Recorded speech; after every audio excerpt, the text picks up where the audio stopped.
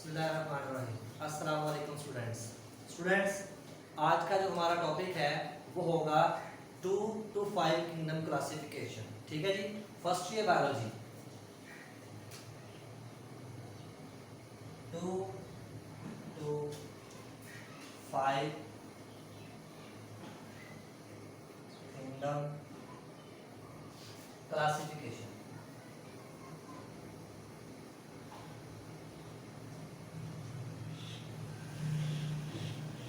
2 to 5 kingdom classification.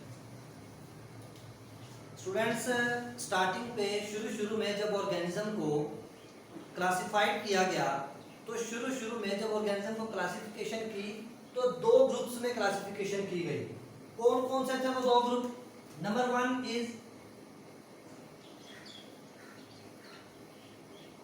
Kingdom Plantae, right, and number 2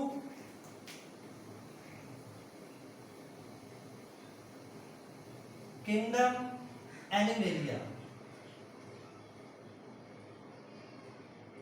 right। तो शुरू में जो ऑर्गेनिज्म की क्लासिफिकेशन की गई वो इस बेस पे थी कि किंगडम प्लांटी और किंगडम एनिमेलिया। लेकिन जो किंगडम प्लांटी है उसमें वो सारे ऑर्गेनिज्म को रखा गया जो कि प्लांट्स थे, यानी जो अपनी खुराक खुद तैयार कर सकते थे। और किंगडम एनिमेलिया में वो सारे ऑर्गेनिज्म रखे गए जो कि एनिमल्स थे और अपनी खुराक खुद तैयार नहीं कर सकते थे। तो फिर जो प्लांटी और एनिमेलिया है इसकी बेस थी कि किस बेस पे ये दो किंगडम बनाए गए। तो इसकी बेस जो थी वो ये थी कि किंगडम प्लांटी के जो ऑर्गेनिज्म थे इन्हें ऑटोट्रॉफ का नाम दिया गया, ऑटोट्रॉफ्स, और जो किंगडम एनिमेलिया है इन्हें हेटेरोट्रॉफ का नाम दिया गया।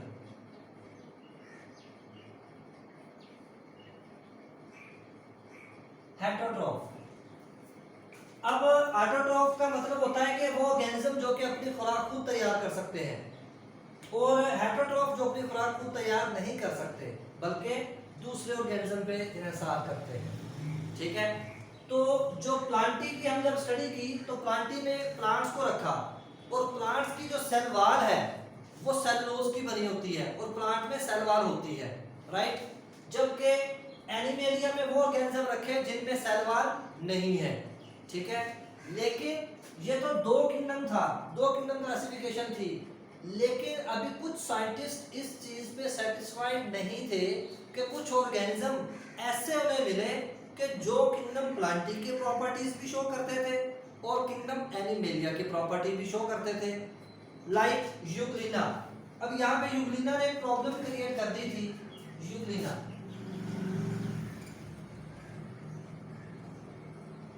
यूग्लिना एक ऑर्गेनिज्म है जो कि ना तो किंगडम प्लांटी में एडजस्ट हो रहा था और ना ही किंगडम एनिमेलिया में एडजस्ट हो रहा था।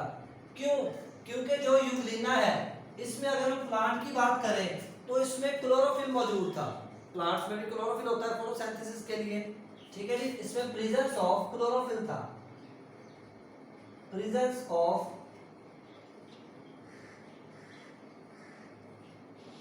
Chlorophyll, right. ये तो हो गई इसकी plant like property, plant like character. लेकिन यूग्लिना का अगर हम बात करें तो इसमें सेल वॉल एब्सेंट थी, सेल वॉल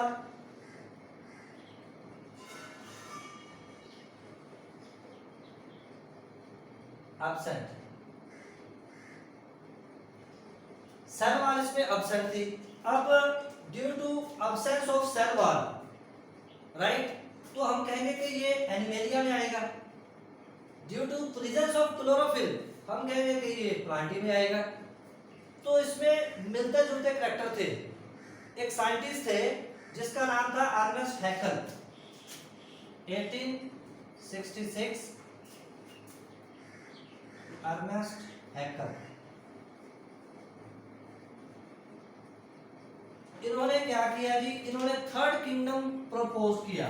थर्ड किंगडम का नाम क्या रखा जी? इन्होंने कहा कि थर्ड किंगडम प्रोटिस्टा, तीसरा इन्होंने थर्ड किंगडम जो है वो इंट्रोड्यूस करवाया, प्रोटिस्टा, जिसमें इसने यूग्लिना और बैक्टीरिया वगैरह को रखा। ठीक है, यूग्लिना प्लस बैक्टीरिया इनको रखा, राइट। अच्छा, प्लांट के अंदर फंजाई को भी प्लांट्स के अंदर ही रखा हुआ था, फंजाई को किसी और कैटेगरी में इंक्लूड नहीं किया हुआ था इन्होंने। तो ये थर्ड किंगडम था यूग्लिना, जिसमें प्लांट लाइक और एनिमल लाइक ऑर्गेनिज्म दोनों को रखा हुआ था।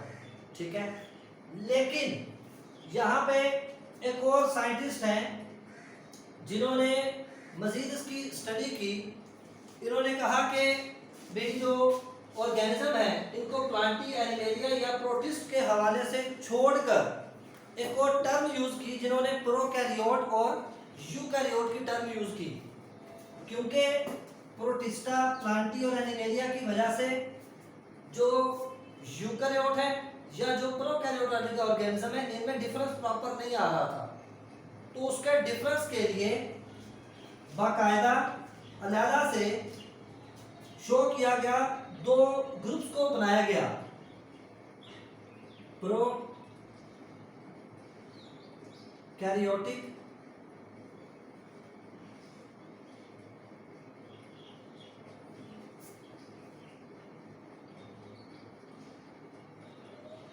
प्रोकैरियोटिक और यूकैरियोटिक।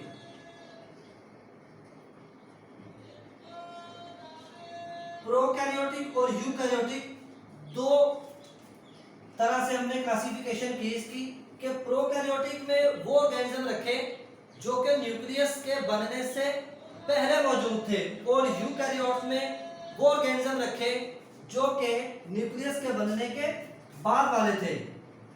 प्रो का मतलब होता है बिफोर, आफ्टर, सो इसका मतलब होता है बिफोर, यानी और कैरियोट का मतलब होता है न्यूक्लियस। अब इसको हम कहेंगे कि न्यूक्लियस से पहले वाले ऑर्गेनिज्म, राइट। और यूकैरियोट का मतलब होता है कि न्यूक्लियस के बाद वाले ऑर्गेनिज्म, इसको हम कहेंगे यू का मतलब वेल डिफाइंड, या हम इसको कहेंगे आफ्टर। और कैरियोट का मतलब होता है न्यूक्लियस, न्यूक्लियस यानी न्यूक्लियस के बाद वाले ऑर्गेनिज्म। तो प्रोकैरियोट्स में वो सारे ऑर्गेनिज्म आ गए जो कि न्यूक्लियस से पहले थे, और यूकैरियोट में वो सारे ऑर्गेनिज्म आ गए जो कि न्यूक्लियस के बाद थे। ठीक है, तो इस तरह से टर्म यूज की गई। लेकिन बाद में जब मॉडर्न स्टडी की गई, रिसर्च आगे बढ़ी, तो पता चला कि जो किंगडम प्लांटी है इसमें सारे के सारे वो ऑर्गेनिज्म हैं जो कि ऑटोट्रॉफ है और वो अपनी खुराक खुद तैयार करते हैं। लेकिन यहाँ पे उसके बाद एनिमेलिया अपनी खुराक खुद तैयार नहीं करते, प्रोटिस्टा में यूग्लिना और बैक्टीरिया को रखा हुआ था। लेकिन बाद में जब स्टडी की गई तो एक और किंगडम इंट्रोड्यूस करवाया, फोर्थ किंगडम इंट्रोड्यूस करवाया गया, fourth kingdom Monera, kingdom Monera, kingdom Monera, जिसके अंदर यूनिसेलुलर बैक्टीरिया और यू बैक्टीरिया वगैरह, बैक्टीरिया और सियानोबैक्टीरिया को रखा गया किंगडम मोनेरा के अंदर। बैक्टीरिया का मसला तो यहाँ पे हल हो गया, यूग्लिना वाला मसला भी यहाँ पे हल हो गया, प्रोकैरियोट और यूकैरियोट की टर्म को भी इन्होंने स्टडी किया। लेकिन अब लास्ट पे फिर भी एक प्रॉब्लम आ रही थी। 4 किंगडम क्लासिफिकेशन तो हो चुकी थी, लेकिन लास्ट पे एक और प्रॉब्लम आ रही थी कि प्लांटी के अंदर फंजाई को रखा हुआ था। तो प्रॉब्लम ये आ रही थी कि फंजाई को कहाँ पे रखें। प्रॉब्लम ये आ रही थी कि फंजाई को कहाँ पे रखें। फंजाई का क्वेश्चन मार्क आ रहा था कि इसको किधर रखें, क्योंकि फंजाई की जो सेल वाल है, इसमें सेल वाल तो मौजूद है, इसलिए प्लांट लाइक कैरेक्टर है ये वाला, लेकिन एनिमल लाइक कैरेक्टर नहीं आता, क्योंकि मोड ऑफ न्यूट्रिशन इसकी वो नहीं है। ठीक है, तो इसकी सेल वाल जो है वो तो काइटिन की बनी हुई है, प्लांट की सेल वाल जो है वो सेलुलोज की बनी होती है। ये तो फर्क आ गया यहाँ पे। अब फंजाई को अलग से रखने के लिए एक साइंटिस्ट है Robert Whittaker, 1969, Robert Whittaker. Robert Whittaker scientist हैं जिन्होंने क्या किया, 5 किंगडम क्लासिफिकेशन को इंट्रोड्यूस करवाया। इन्होंने क्या कहा, इन्होंने कहा कि 5वां जो किंगडम है उसका नाम रख दें आप किंगडम फंजाई। किंगडम फंजाई उसका नाम रख दें। क्यों? अब जो किंगडम फंजाई है उसमें सारे वो ऑर्गेनिज्म रख दिए जो कि जिनकी सेल वॉल काइटिन की बनी हुई है और मोड ऑफ न्यूट्रिशन उनकी डिफरेंट है, राइट। अब इसकी जो सेल वॉल है वो किसकी बनी हुई है, सेल वॉल बनी हुई है काइटिन की। अब अगर इसकी सेल वॉल काइटिन की बनी हुई है, दूसरा इसका जो कैरेक्टर है वो है mode of nutrition. Mode of nutrition कैसे, मोड ऑफ न्यूट्रिशन की बेस पे भी इसको अलग रखा हुआ है। वजह ये है कि जो प्लांट्स हैं इनकी मोड ऑफ न्यूट्रिशन जो है वो तो ऑटोट्रॉफ्स है, फोटोसिंथेसिस है इनकी, लेकिन जो एनिमल्स हैं वो हेटेरोट्रॉफ्स हैं। ये खुराक को इंजेस्ट करते हैं, बॉडी के अंदर इंजेक्शन के जरिए लेके जाते हैं, माउथ, फिर एसोफेगस, ओरल कैविटी, उसके बाद स्टमक के अंदर, ठीक है। तो यानी ये खुराक को इंजेस्ट करते हैं।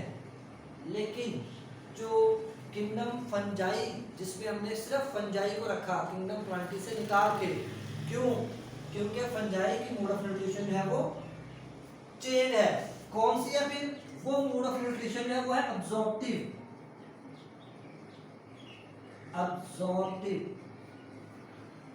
अब्जॉर्प्टिव और न्यूट्रिशन मोड ऑफ न्यूट्रिशन है। यानी जो फंजाई है ये खास किस्म के एंजाइम रिलीज करती है दूसरी और के बॉडी के ऊपर, डेड ऑर्गेनिज्म के ऊपर, अदर ऑर्गेनिज्म के ऊपर, उनकी बॉडी के ऊपर एंजाइम रिलीज करके उस बॉडी को जो है वो उसको सॉफ्ट बना देती है, उसमें से न्यूट्रिएंट्स को अब्सॉर्ब कर लेती है। इंजेक्ट नहीं करती बल्कि अब्सॉर्ब करती है। तो ये अब्सॉर्प्टिव मोड ऑफ न्यूट्रिशन है और ये किसी भी और किंगडम में नहीं आती। इसलिए किंगडम फंजाई एक अलग से किंगडम बना दिया गया जिसमें मशरूम वगैरह, ब्रेड मोल्ड वगैरह, ये सारे के सारे ऑर्गेनिज्म को हमने रखा। मशरूम, ठीक है जी, इसमें इसको रखा गया, राइट। तो इस तरह से अब हमारे बुक्स में जो स्टडी की गई वो 5 किंगडम क्लासिफिकेशंस की है। 6 किंगडम क्लासिफिकेशंस भी आती हैं जिसमें मोनेरा को मजीद आगे तकसीम किया हुआ है, ठीक है। यूबैक्टीरिया के हवाले से डिस्कशन की हुई है, तो वो तो खैर अभी हमारे सिलेबस में डिस्कशन नहीं है। तो ये 5 किंगडम क्लासिफिकेशन इस तरह से जिसमें ऑर्गेनिज्म को स्टडी किया गया। Thank you.